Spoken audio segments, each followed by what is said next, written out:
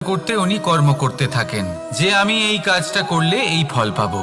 সেই সব কল্পনা করতে থাকেন যা না তার হাতে আছে, না আছে অধিকার আর না আছে নিয়ন্ত্রণ। উনি শুধু নিজের কর্ম করতে পারেন। উনি কি ফল পাবেন তা তার হাতে কখনোই নেই। তাই আপনিও শুধুমাত্র কর্ম করতে থাকুন, ফলের চিন্তা করবেন না।